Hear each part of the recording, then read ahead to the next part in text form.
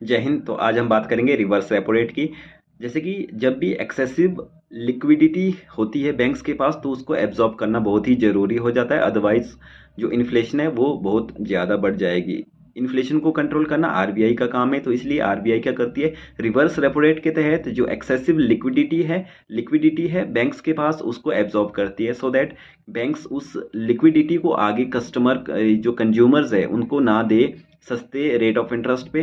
जिससे क्या होगा कि अगर सस्ते रेट ऑफ इंटरेस्ट पे वो सारी की सारी जो एक्सेसिव लिक्विडिटी है वो अगर इकोनॉमी में चली जाएगी, आगे कंज्यूमर्स के पास चली जाएगी, तो उससे क्या होगा, ज़्यादा से ज़्यादा गुड्स एंड सर्विसेज की कंजम्पशन होगी और जो महंगाई है वो बढ़ जाएगी।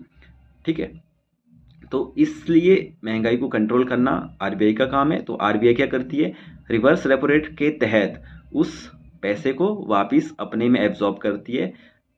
उसके बदले में government security as a collateral deposit करती है बैंक्स के पास सिक्योरिटी पर्पज से।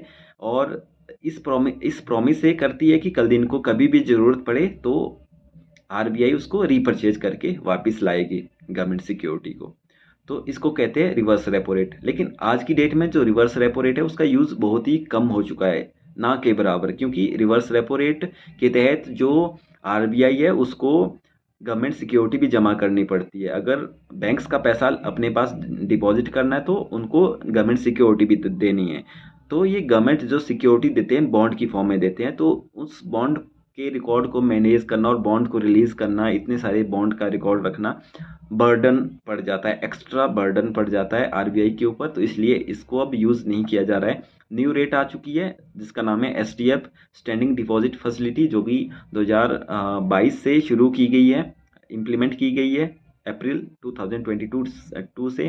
क्योंकि 2014 की जो उर्जित पटेल कमेटी है उसकी ये रिकमेंडेशन थी, उसके तहत इसको 2022 में लागू किया गया है और ये ज़्यादा बेनिफिशियल है as compare to triple R, यानी कि रिवर्स रेपो रेट के मुकाबले ये ज़्यादा बेनिफिशियल है। अब ये क्या है इसको हम नेक्स्ट वीडियो में जानेंगे।